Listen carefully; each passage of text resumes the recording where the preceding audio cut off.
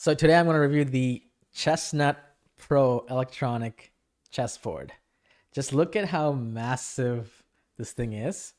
They were kind enough to send me this full board for free, and I'm someone who plays in international and grandmaster level tournaments, so I was really drawn to this because of the tournament size it has. And my review will be based on a perspective of someone who trains for events like that. What kind of features would a professional player use with the electronic chessboard? So let's start with the chessboard itself. This is a tournament sized chessboard, and you know that when you can fit 4 pawns in a square, that is a cool trick to know the board is big enough. It's, as a tournament player, I think it's important to practice on the same size board as you would play in. But overall, it's a really great board.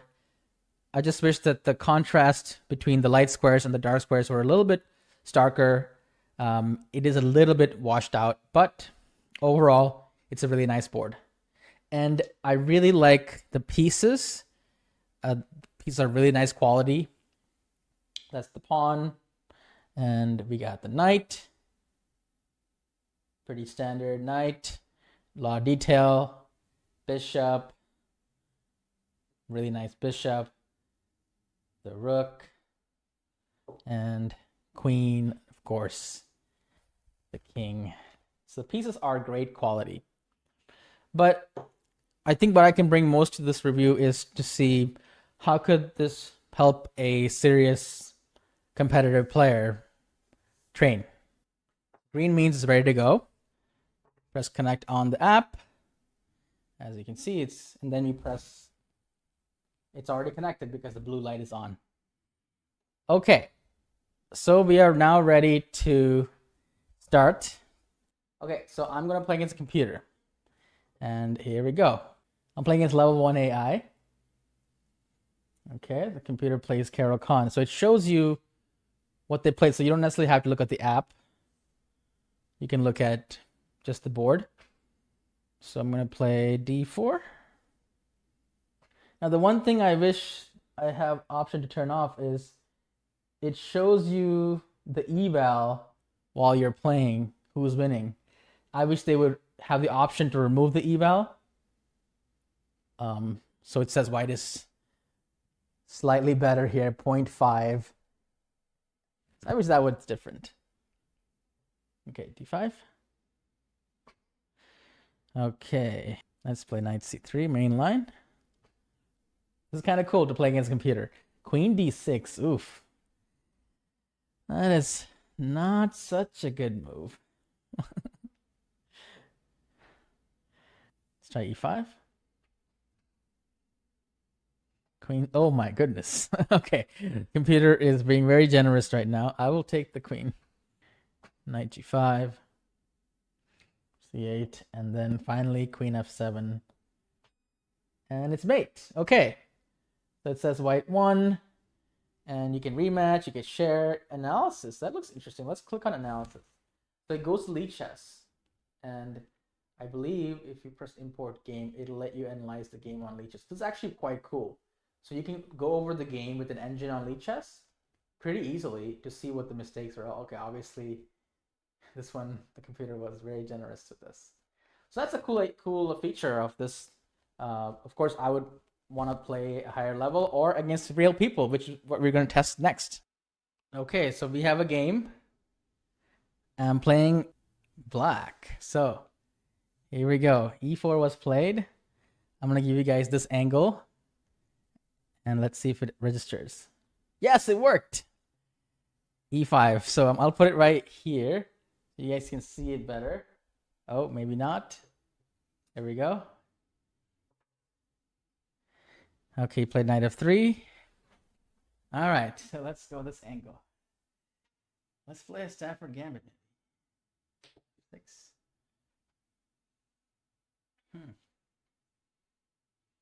And he played knight takes e5. Okay, knight c6. This is actually really cool to play against. He took the knight. Okay, I know it's blitz, so I gotta play fast. It's recommended to play this 10 minutes or higher. Oh, this is supposed to be a trap. 94. D4. Maybe I'm the one that's getting trapped. And I have 3 minutes 38 seconds. So let's be fast. Okay. Here. He played C3. Let's take. He takes. Okay, let's check. I think that beat means that I checked something. I think there's an option to turn off the check. Okay, queen takes d4. Ooh, it's getting bad for white. He might blunder checkmate on f2. I have 3 minutes. He has 4 minutes 33 seconds. Of course, the opening that I played is not that good. But hey, we're trying to win fast. Oh no, he blundered checkmate, guys. Queen takes f2. Yes, we won. Wasn't that cool? Now I can review the game on chess.com as usual. Wasn't that really, really cool? Let's try one thing. Let's try to do a study. I really want to practice how to checkmate with the bishop and knight versus the king. So let's do that. So I'm going to go to board editor and just have a position with the bishop and knight. How about a light squared bishop versus just a lone king? So see if we can practice against the engine on a board. Maybe some of you guys might learn something from this. Okay, so right now it recognizes that the starting position is as follows, just like on the board. And I'm going to do continue from here, and I'm going to try to play against the computer. So max level and unlimited time. I'm white. Okay. Oh, so I'm playing against the computer right now on this position, and I want to see how my checkmating skills are. So here we go. Okay. Guess we start with our bishop or knight. Let's start with the knight.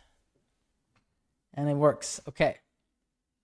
He goes king f8. Okay, let's go king f2. I think if you really play this well, you should be able to mate in about 30 something moves. e7. So one of the ideas of bishop and knight checkmate is that if you have a light squared bishop, you got to chase them into one of these corners. But of course, first we must activate our pieces, centralize them, and try to take away squares. Okay, the engine is not defending the best way. So I think I can just kind of keep going forward here. The king. King e7. Okay. Now maybe it's time to bring the knight. Okay. Bring the king even further. Perhaps I can even start with the knight. Doesn't really matter. Let's do king. H8. Okay. We got him boxed in now. All right. So one of the things I remember is that you're supposed to push the king here using the W maneuver. And another thing we want to remember is that put the knight, the tip of the W should be the same color as the bishop, because I'll show you. You want to control the dark square with the knight, and then you want to control the light square with the bishop. So, okay, so now I think we're reaching that point. Okay. So I think it's actually around here that we start this W maneuver. So let's just go here. G8, and okay, let's go here. And I'm going to show you how this works. Here. Here.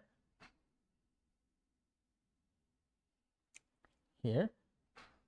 Okay, so now we go 95. The W. If he goes back, I can check.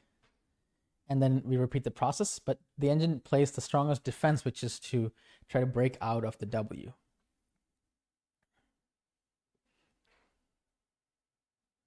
Okay, so usually they play here, and then I would go knight d7 to control these squares, and then bishop d3 to control these squares. Okay, but this is making it a little easier for us. In d8.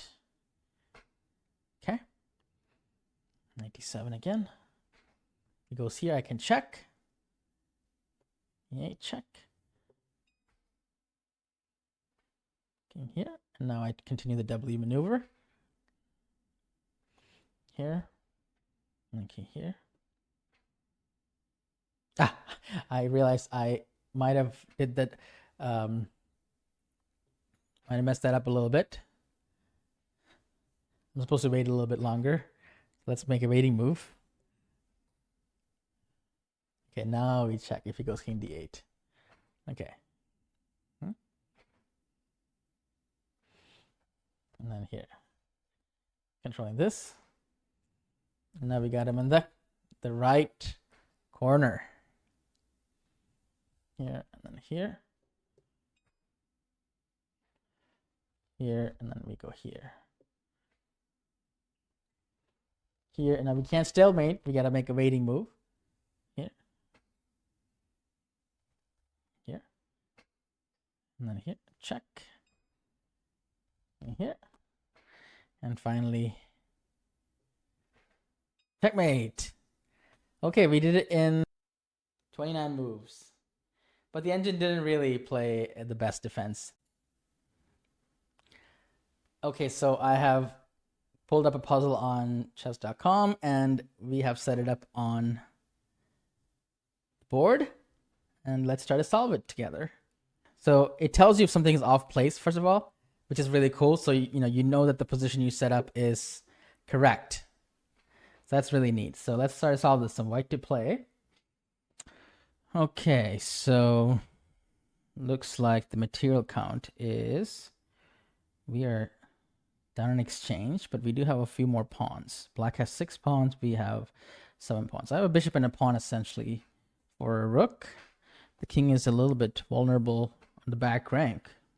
So already moves like rook e5, rook e8 is just jumping out at me. But we should, try to notice more things about the position. There's a check here, pawns hanging. Black can escape with h5, although I can still chase it around. And black can also potentially try to take that bishop to free up the king. Okay, so the main moves we're looking for is forcing moves. There are no checks in the position. Threatening mate seems to be the second highest on the priority list. There are no captures. So rook e5.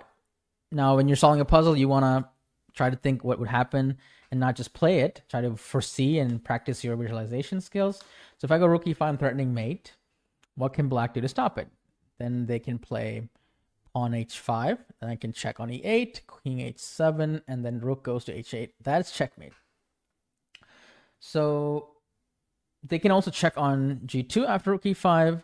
Then usually I counter with another attack, king f1. And they're, not in a worse situation because it does actually open up this square, but it's because I'm attacking the rook, I know that I'm at least going to win the rook. So that's why you want to create more threats. What about rook takes g7? Unfortunately, that doesn't really help black because rook e8 is still checkmate. We don't just take the rook, we just mate. Okay, so rook e5 seems very attractive in this position.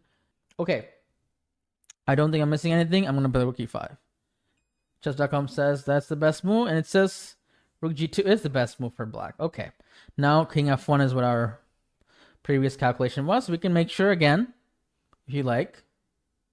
Just like in a tournament game, you should make sure. So king f1 attacks the rook. Here we go, and it says correct, and we got 5 points, and my rating is now 3,400. Oh, wait, that was an easy puzzle for 3,400. Okay, that's cool. Now, you can go to the next one, and then, yeah, there we go. The whole host of things here. Actually, this looks really interesting. I wanna try this one.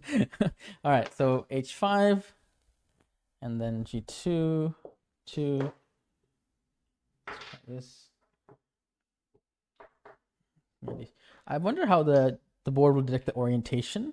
I wonder if it's smart enough to know the right orientation. Yeah, it does. Interesting. There's something I want to test out actually.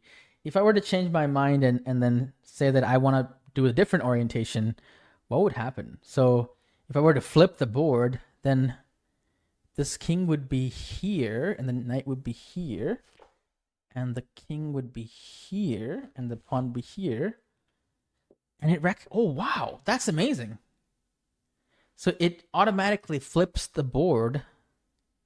It knows exactly both orientations. I don't think anyone else has tested that before. That's actually very cool. Okay, so let's go to the our usual orientations. Recognize that again. So you can play as white or black. All right, so this was the puzzle. Black to move. So pawns are going this way. It looks like we need 5 moves to make a queen. They only need 3, but we have a check, which could fork.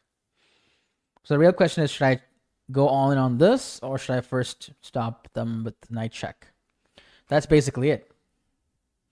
That is a good question, and I don't know the answer to that. So I think we should just actually do the work and think it through. So even though knight of 7 is the most forcing move, I think calculating this would give us a nice baseline on how fast each side is. So a5. Now remember that you don't want to move the pieces for training, right? a5, h6, I can already check. So that's already out of the question. So if h5, maybe king e7 is a move just to attack our knight. And then can we just give it up and play a4? If king takes, a3, h6, a2, h7, and a1, I queen first. So if they spend 2 moves to get our knight, then we're going to queen first. Okay. So a5, king e7. And what if they stop right there and then play h6 now? Not that they stopped at knight f7. That seems to be a pretty crucial variation because they're pretty fast. Yeah, I'm not really feeling that right now, to be honest. So I don't like that variation. a5, king e7, a4, h6, a3, h7, a2, and they queen, and then we lose. Okay, so then let's move on to knight f7 check here. Okay, so they're going to play, let's say, king e7. Fairly reasonable move. Now, because we already spent a tempo with the knight, I can't just give it up. So what I'm thinking is actually to play something like knight h8. Because it takes them so long to take our knight. So after knight h8, I think we should calculate the g pawn pushing because it doesn't any other move doesn't make any sense, right? I mean, I'll even calculate it for you. So knight f7, king e7, knight h8, king f8, a5, king g8, a4, king h8, a3, h7. I mean, they're not going to make it in time. Although actually, it is a little bit close, but they're not going to make it. In fact, the rook pawn usually should draw, but when there's these pawns, it's not stalemate anymore. So knight f7, king e7, knight h8, king f8, a5, king g8, a4, king takes h8, a3, h6, a2, h7, a1 check, king g8, and queen 8 to check. I can take a pawn. I don't think it's stalemate because those pawns, and black should be winning. But what about the variation where they go g4? So knight f7, king e7, knight h8, g4.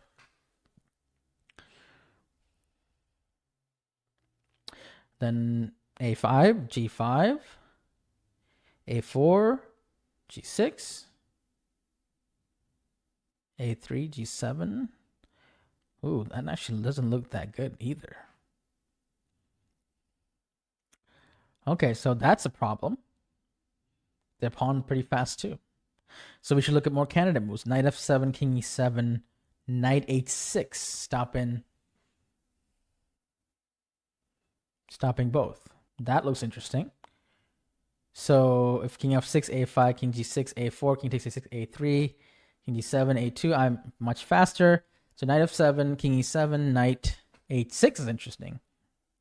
And if they play g4, I can just take it. But after knight h6, what if they played f3?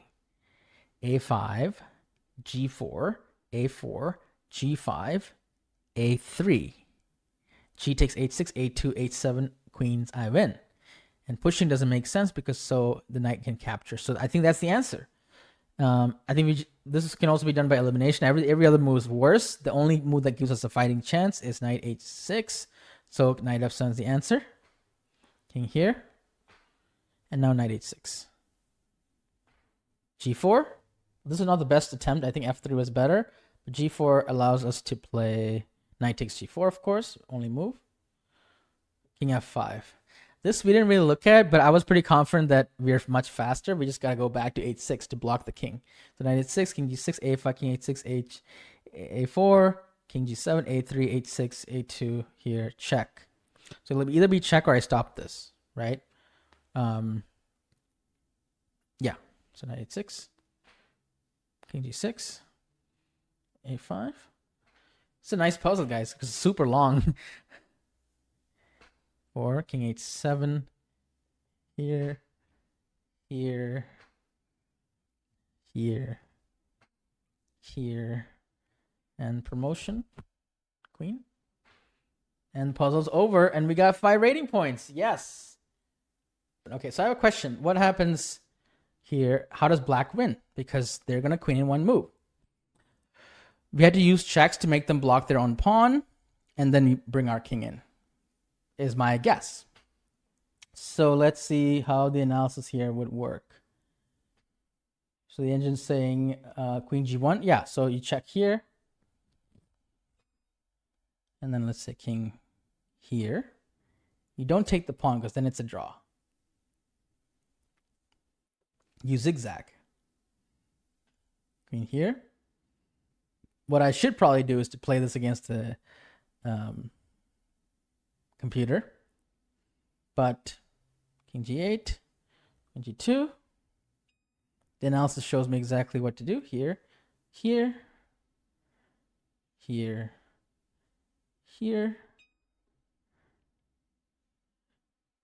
here, here, here. And now they have to go to the corner. And actually, we don't even need to bring the king. There's a neat little move, queen f7, which puts them in a checkmate. That's really cool. So my overall impressions, the board itself is very nice. The pieces are also quite nice. The size is great. The features that I really enjoyed were the ability to play against people online, chess.com and Lichess, against the AI, although I don't really play against the computer that much, but you can practice against it on a set position like the knight and bishop checkmate, or you can practice whatever endgame you want, which is nice. The cons, I think, would be mainly the app. There were a few bugs. For example, the first game on chess.com I played well. Everything was smooth, but the second time I tried to play it, it actually didn't register, so I had to turn off the app and the board and turn it on again, and it worked. The other thing would be the board is nice, but I wish the colors were a little darker. There was more contrast between the light and dark squares. And the app did freeze on me one time when I was using it.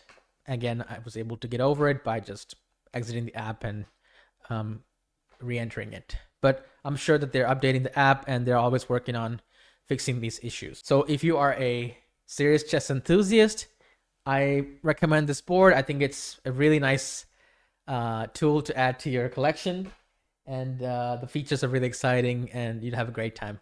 I have a link below the description, and you can use the promo code Gauri to get a significant discount. So use that if you're interested. Thank you for watching, everybody, and have a great day.